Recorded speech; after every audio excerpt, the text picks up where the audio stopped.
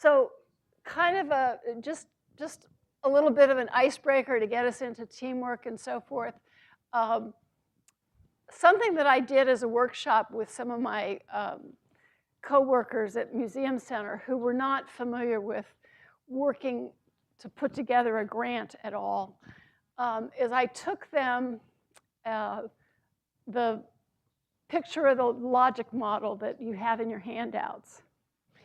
And everybody always wants to jump into the heart of the matter in terms of, you know, what they're doing and where they're going and all that kind of stuff. And to sort of bring to surface the whole process that goes into creating a logic model, we threw it out into a whole nother field. So the first thing that we're going to do, we're just going to take 15 minutes for this, and I hope it'll be fun. The first thing that we're going to do is, our project is to have Thanksgiving dinner for the whole family. All right? So you have to figure out what is the need that you're fulfilling in terms of having Thanksgiving dinner. We know we want to have Thanksgiving dinner. That's all we know right now. What's the need? What are the objectives? What are the resources? Just go through and just real quickly as a group, play around with that idea and see if that helps surface in your mind the kinds of process things that you have to be aware of as you go into thinking about a project that you're going to try to get grant funding for. So we're going to take 15 minutes, and at the end, maybe we'll have a couple of you, a couple of tables share what they came up with for their needs statement or and objectives and impact. Okay? So on your mark, get set, go. Yeah, go for it.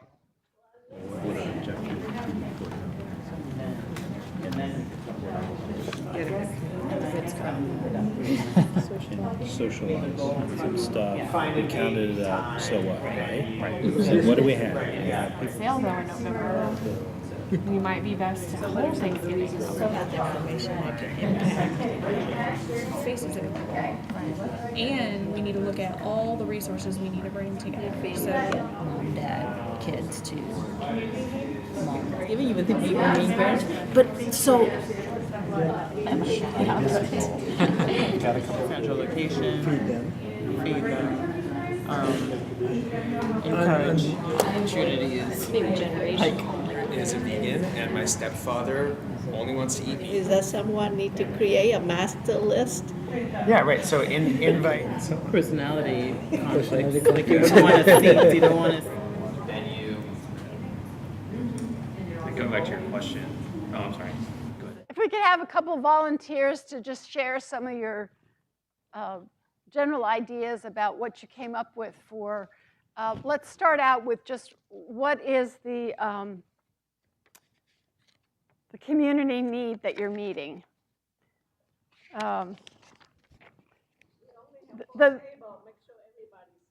Okay. So the situation is the way it's labeled on this, but that's what I refer to as the community need. It's sort of the one sentence, the one-liner of what is the status quo that we need to do something about, right? Or the community need, or the situation that exists that somehow Thanksgiving dinner is going to have an impact in a positive way. Okay, go for it. All right, so for need, we said our need is to improve the family connectivity. Okay, great. What do we have here? To gather, celebrate, and connect. To gather, celebrate, and connect. Okay? We're going to keep Ted running here, right? What did you all end up with? So come together in gratitude and harmony.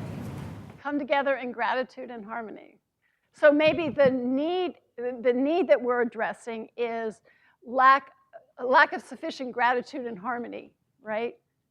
And so the action that follows from that is to come together to address that need. Okay? What do we have at this table?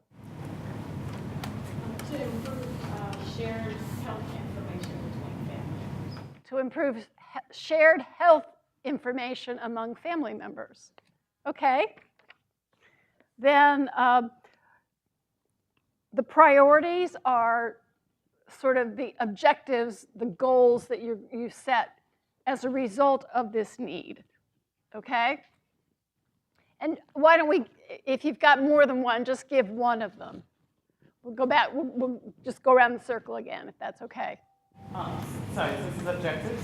Yeah. So one of them was to simultaneously cater to competing demands like vegan versus, meat eating or political, just different demands. Okay. Just one? Yeah. Socialize. Socialize. Okay. Intergenerational communication without cell phones. Intergenerational communication without cell phones. Okay. And what do we have? What's one over here? One of our objectives is making sure the whole family can get together on one day. Making sure the whole family can get together on one day. So identifying a day is one of your objectives, a day that'll work for everyone. Okay, what kinds of things would we include in inputs?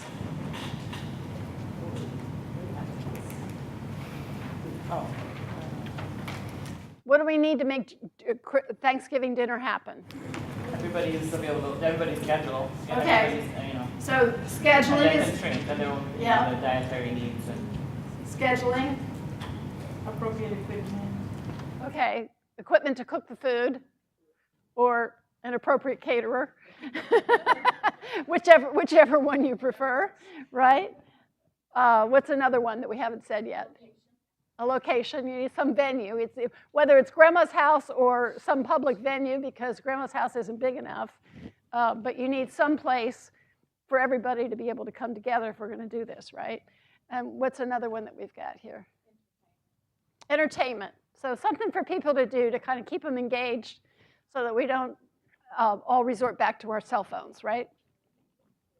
Okay. So the outputs are those countable things that we can have as a result of Thanksgiving dinner, right? So what did we do? What's something that would be a countable thing? And then who did we reach? So probably the first thing is how many people came, right? But we also might want to think about what are the demographics of the people that came? How far did they come? Did we get anybody that doesn't normally come because we made it a bigger deal this year, or that kind of thing? So the demographics, if you will, of the people who came is how many came, and what are the demographics would be your who did we reach kind of output. What would be some of the activities that would be part of the outputs? And the menu. What? And the menu. What we Yeah. Plan the menu. Numbers of family games that played. Okay, number of family games played. We had the next, we were saying participation in turkey trot before the dinner. Okay. So if you have a pre-dinner activity, how many people participated in that? Or how many people participated in cooking? Pounds of leftovers.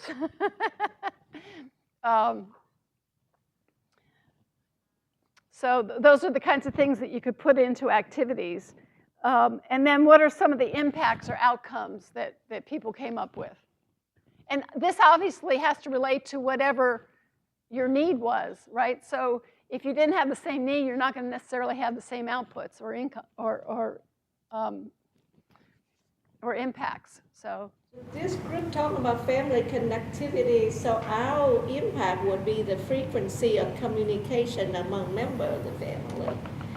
And the rekindling of relationships and people reconnecting, and Aunt Betty's now on Facebook and is connecting with them. right. So number of people that are now connected on Facebook, you know, or number of posts about Thanksgiving dinner, number of likes that, you know, they get, you know. And you can do all that in Google Analytics practically, you know, so here we go. How about this group? What were some of your outcomes? Okay. Well, our outcomes were things like better relations among families. Right. Yeah. Full stomachs. Full stomachs. New family memories, stories. New family memories and stories. Great. Oh, we mentioned, did we hold Thanksgiving next year do the same in more people's homes? Okay. The cleaners. Yep. How did it carry forward? Okay, good. Was this helpful? I mean, it's sort of goofy in some ways, but it makes you think about process in a different way, I think. Yeah, it was good. Like I teach an exercise like this where we have students dive straight into like a research example, and I really liked kind of going through it with something. So like unpacking something as pedestrian as Thanksgiving dinner, I thought was a great example of how something that on the surface is so simple could be so deeply unpacked. Right, right. Yeah, I confess that I stole the idea from a colleague at the Grant Professionals Association. So, because it resonated with me, and then I tried it with a group, and it worked really well. So, yes. We talked about negative outcomes. So for our need, we were talking 15 people, and then what if the number reduces at the next Thanksgiving? So in the short term, you can have lesser people attend because it didn't go well the first time. One of our objectives was to extend the family and friends who participated in the Thanksgiving. We're all having Thanksgiving together this year. I'm so excited. Great. Anything that we can lose people? And Yes. that speaks to something that's not necessarily that is it's not spelled out as much in this one is evaluation, right? That's now you've got a variable to use as a performance metric, Yeah. right? Yeah. Measurable. Yeah. That's a great yardstick. How many people show up next year?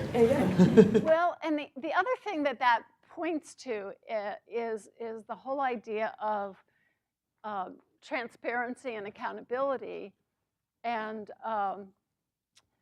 the importance of so you've been building these relationships, and you're now you're going to report, and nobody wants to report to say I didn't do what I said I did, what I said I would do. I mean, that doesn't feel good, right? But if the reality is that it didn't happen the way you thought it would happen, you are not served by covering that up, because in the long run, it's not going to do you any good. So, for example, I told you we were having this big restoration happening.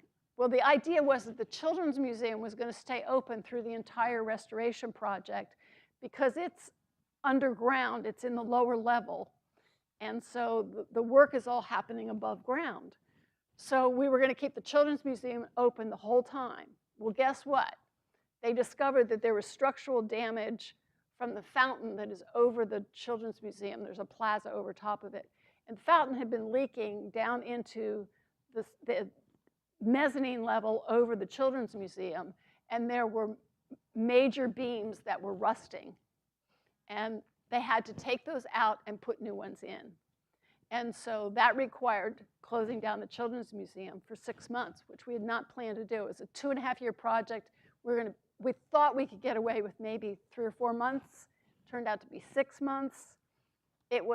We had a lot of unhappy people in terms of not being able to come to the Children's Museum because they'd been planning to come. But as soon as I knew that the Children's Museum was going to be closing, even though I didn't know yet how long it was going to be closing, I was on the phone to every single one of the funders who supports anything in the Children's Museum. And the reality is that we did not serve as many people in the Children's Museum as I projected. And the reality is also that I had to ask for extensions on 2 grants because I couldn't fulfill what needed to happen during the time period that we were open. But because I communicated all of that up front, everybody said, we'll work with you, except for one. And that one said, well, if you're not going to serve as many students, then we want some of our money back. And guess what? We sent some of their money back. The good news is that I called them in June, or earlier in this month, and I had a conversation with them, and they're going to refund us at exactly the level that they would have funded us last year. So they're not mad at us for not making our goal. They appreciated the fact that we stayed in contact with them and communicated with them and were honest with them about where we were. So that's really, really important. Okay, we have about half an hour left. And Kim and I kind of put our heads together and thought, there's a couple ways we can go with this.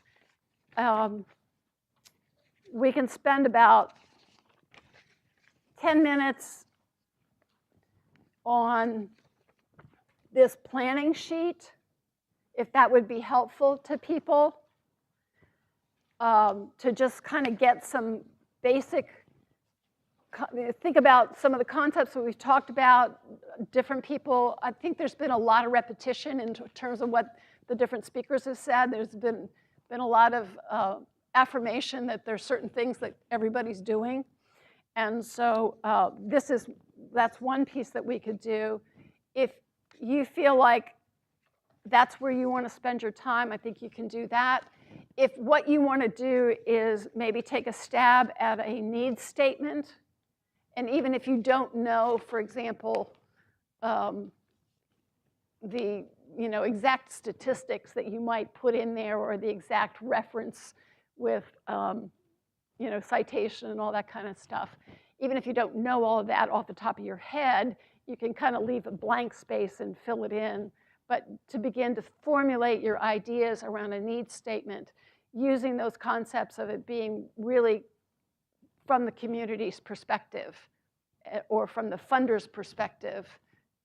And that usually is sort of the same thing because the funder is representing the community.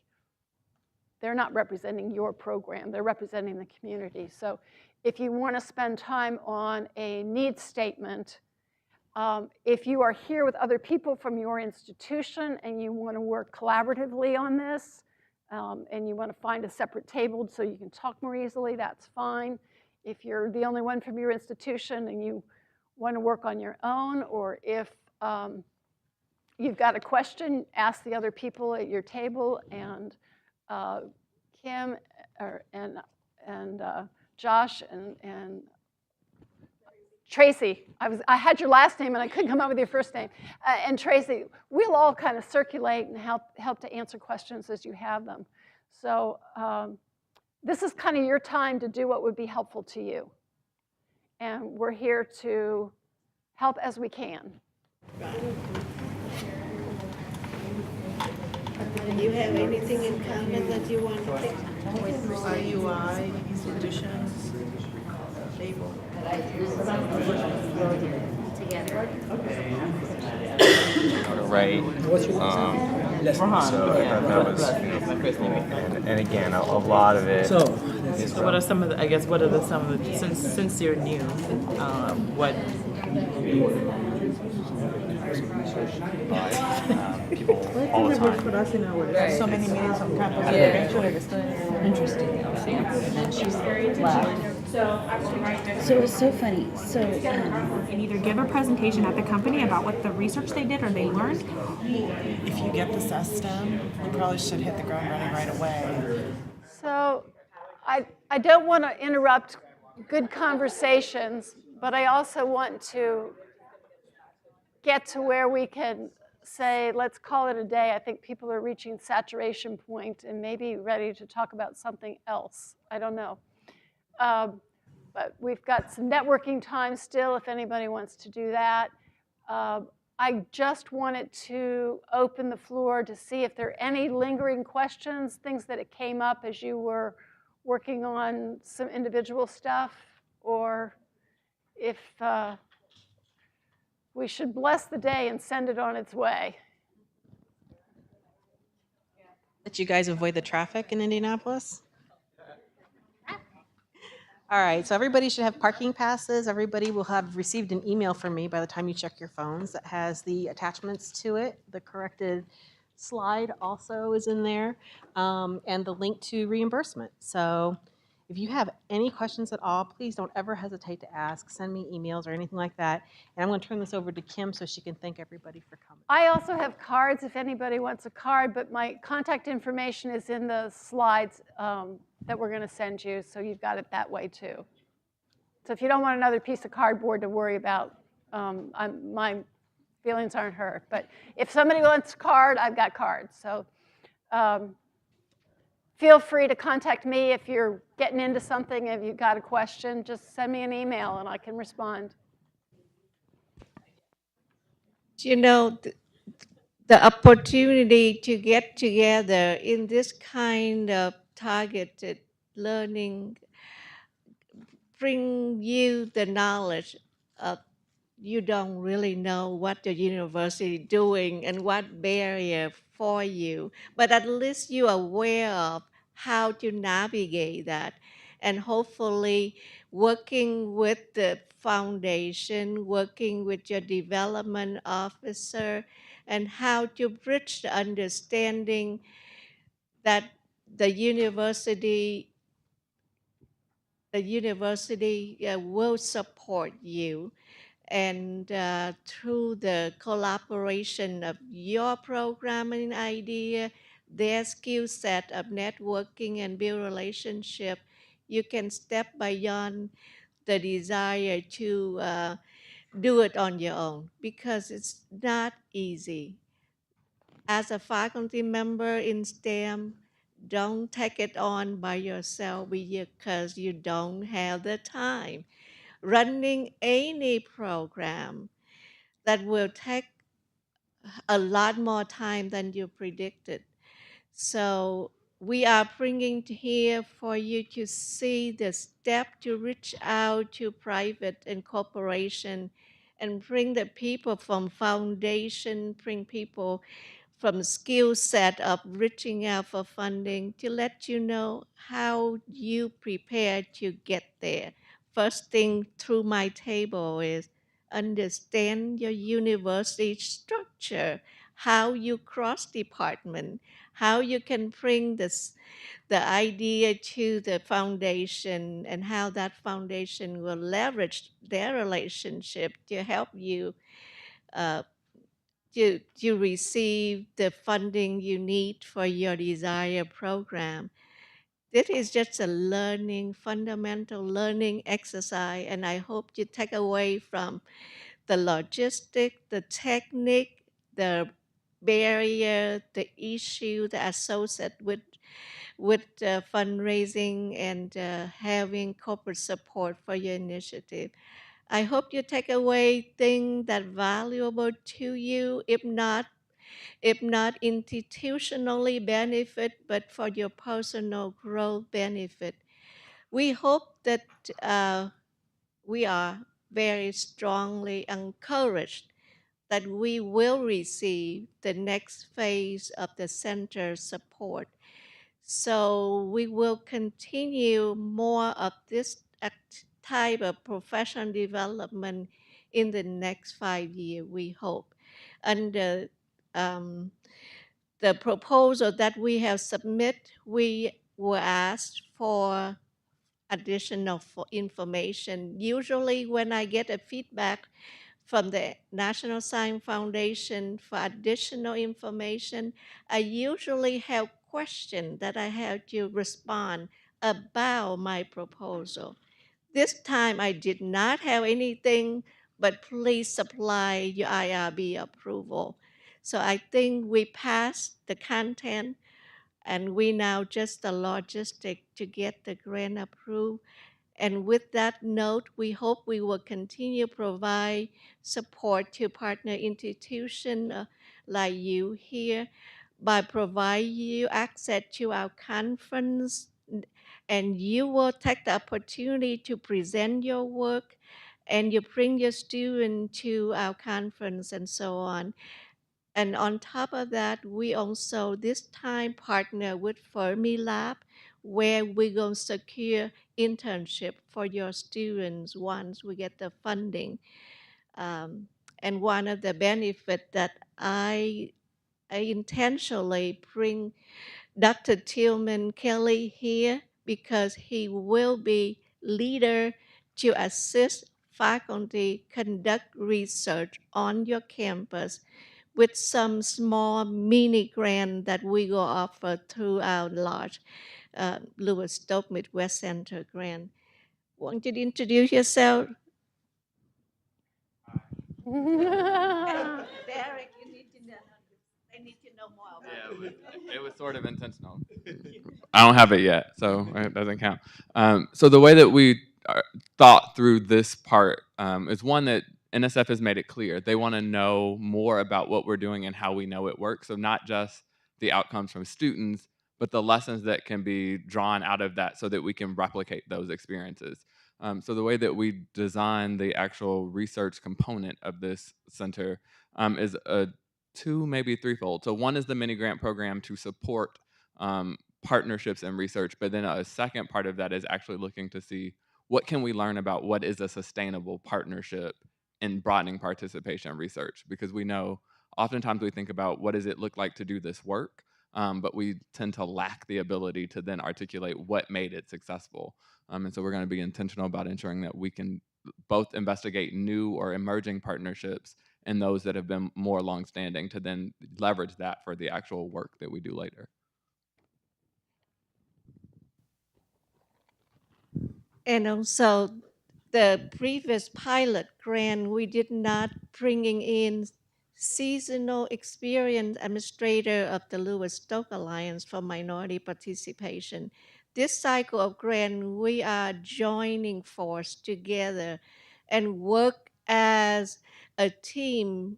The Alliance institution, non-LSAM institution partner, will share best practice, how you reach out your student, how you might mentor the student in research lab.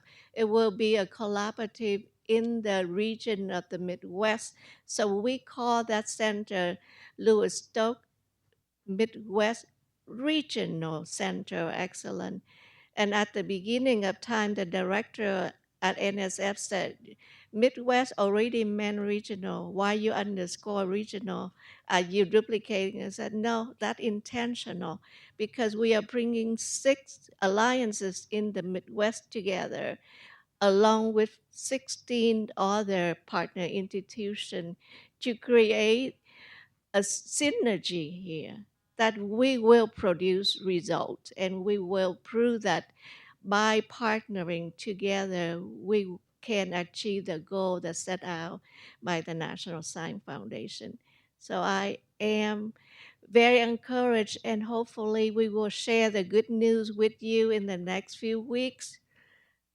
It's just so unfortunate that in the next few weeks both Chris Botanga and I will be on vacation. Chris will be out of the country for a month and I'll be gone for 2 weeks. So we hope that we get the IRB approval sent to them in order to get the release of the award. So we think it's going to be September at the latest, but we'll see.